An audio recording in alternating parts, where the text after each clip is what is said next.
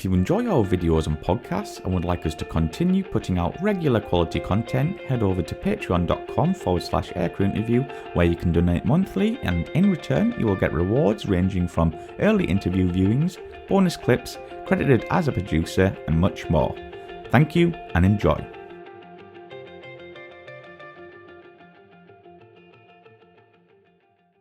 So Ate, when did you first become interested in aviation? From a very early age. My dad was with the French Air Force, and he served as an exchange officer at the Royal Air Force Lieutenant News. Not sure about the pronunciation. Yeah, you got it right. Back in the days in Jet Provost. So my first school was actually in the UK. It was north of York, on the base. So I've been around jets for 30 years-ish. So that's why I always had some interest in aviation. And then as I grew older, I got more interest in special forces, actually, because having a dad that flew jets, I was like, it's not physical enough. It's not difficult enough. Let's try to go the Commando Marine Special, like the SEALs, the French SEALs, Commando Hubert, all that stuff. So I had interest in that. And then I understood from a very military point of view that your impact on the battlefield could be much more important as a fighter pilot. So I started gaining more interest again in aviation, and I ended up joining the French Navy. So what year did you actually join the Navy? I joined in 2006, January of 2006, and I stayed 14 years, 14 years. Wow. And then there was an interesting thing. I don't know if this is a common occurrence, but you went to the US to train. Can you talk us through this and some of the aircraft you trained on? Sure. I got so initially I got selected by the French Navy.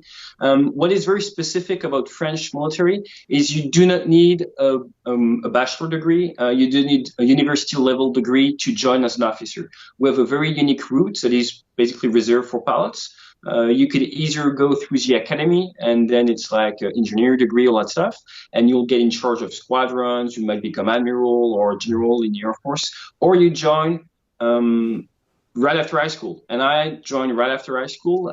So I'd been out of high school for 3 months when I joined the military. And you don't have a college degree. I got one since. But it's a specific route, and it's two different types of training. So doing that curriculum, you get basically in the aircraft extremely fast. Mm-hmm. So at 21, barely illegal to drink alcohol in the US. I was sent to Texas initially, then to Whitingfield, Florida to fly the T-34C, and then Meridian, Mississippi. And the reason why is the French Navy is extremely small. We train 8 to 10 fighter pilots a year. We used to have a school in France, in Hyères, called Escadrille 59S, the 59S squadron that was flying Zephyr, the Fouga for the Navy. And we stopped doing that because it was like too small because basically we removed all the fast jets from Hyères, from the south of France, to move them in Brittany. And the weather being bad in Brittany, I guess it's not suitable for basic training. So we decided to do the training with the US, just like during World War II. Basically, there was some exchange around World War II. And I did 2.5 years with the Navy and graduated as a US Naval Aviator. So we do the exact same curriculum as the US Navy guys.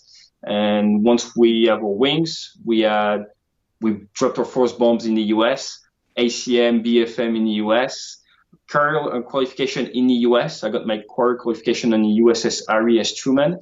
And 6 years later, I was tasked with combat air patrol in the Gulf to protect the Truman, which is pretty funny.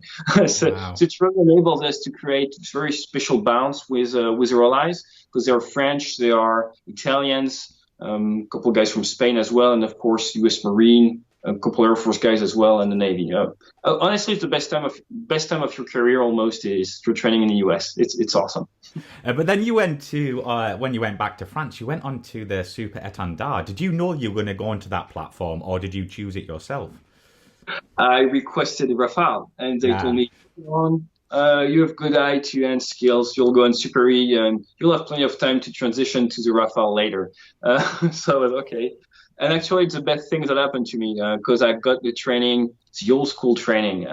When I started on Super E, it was Standard 4, and the autopilot wasn't even really workable. So you had to learn how to do closer support with very, the maps are 1,000 maps. So you have basically your pencil, the map in the aircraft. You're flying with your knees, the aircraft, while doing formation flying, and you're like drawing stuff and doing attacks with absolutely no system to help you out. So it's just awesome. So it was like, I don't know, being assigned to the Royal Air Force Heritage Squadron or something. Very old school. Something very old school. And then it helped me a lot when I transitioned to Rafale, because it teaches you how to look outside. And you can easily do a flight in the Super E where you spend 99.5% of the time not looking at anything in the cockpit, because you know exactly with muscle memory where the switches are, and there is no screen to look at or that requires your attention. So you just move your fingers around to pop some switches, and you can really, really look outside. And I think it's awesome from an aviation point of view. So yeah, I flew 800 hours on the Super E, ended up being instructor. Day qualification, night qualification. I haven't been in combat with the Super E. I wasn't carrier qualified during the Libyan War, so I was liaison officer at the CAOC in initially Ramstein and then Poggio Renatico. So I was the link man between the Navy and NATO, basically at that point. And interesting experience, but I haven't been to combat with it, which is maybe not. I don't complain. Going to combat with a single engine aircraft is not as comfortable as a two engine aircraft.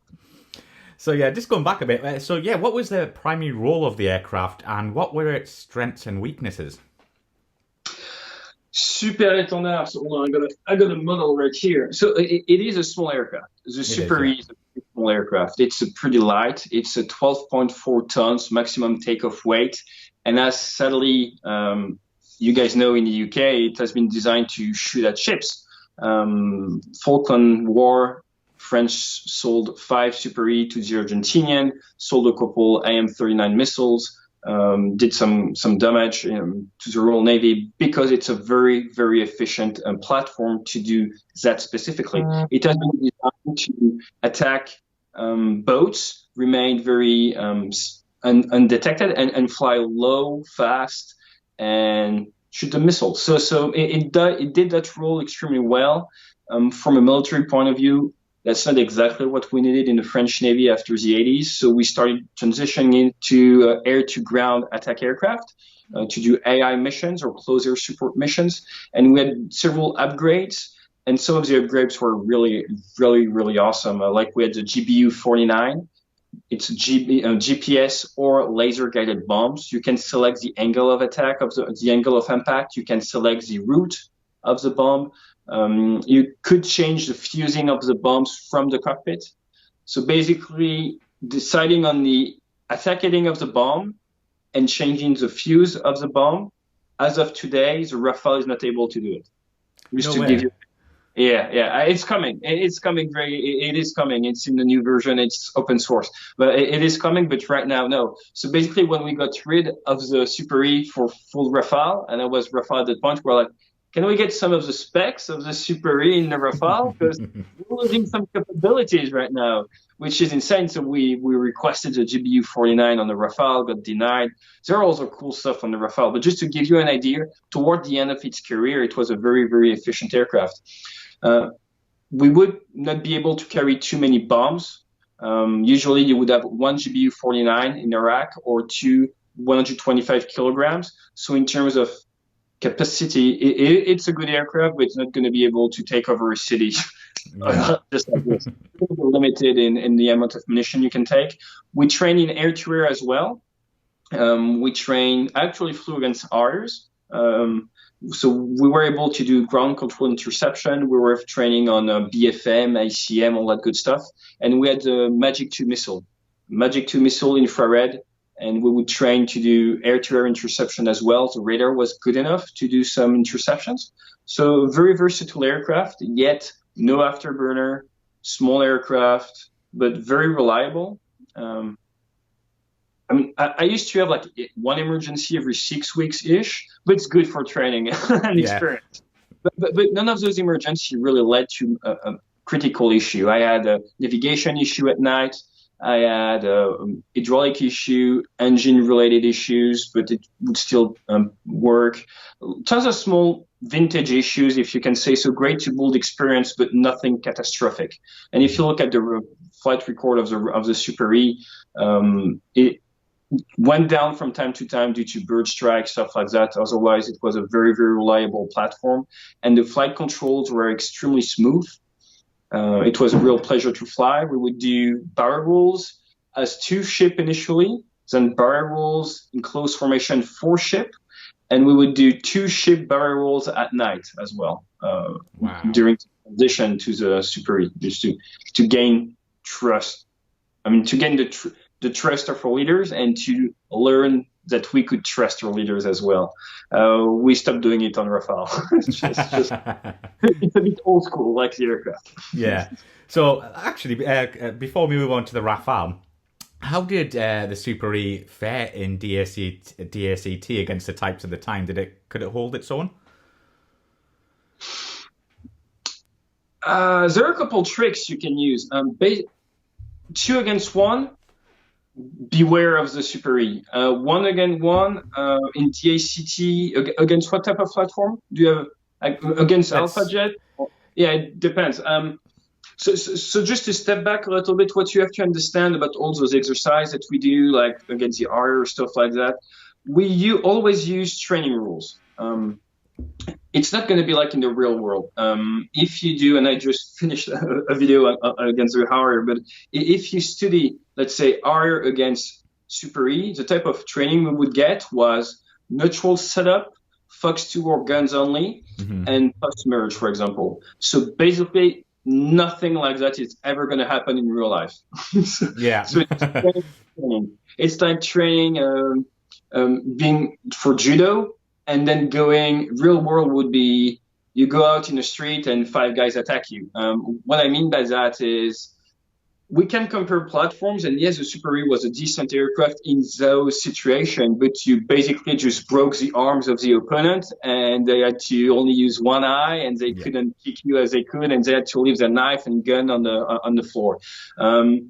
So that's why I'm always very careful when I talk about different types of aircraft, because people have to understand the scenarios and the training constraints we give ourselves, which have a huge impact on the outcome. But the Super E was doing fairly good, and 2 Super E together, even against a modern aircraft, you could easily shoot a Typhoon or a Rafale if the pilot is not very good, and if you trick him initially by having enough lateral and vertical separation, and by forcing the new jet to pick his fight, because of all the training rules we gave him, he's not allowed maybe to cross with one guy, shoot a Fox 3 at you coming in, and then kill the other guy. Yes, he won't be able to do both, so he has to select, and by doing that, you get yourself a control zone entry, and you're able to get a shot.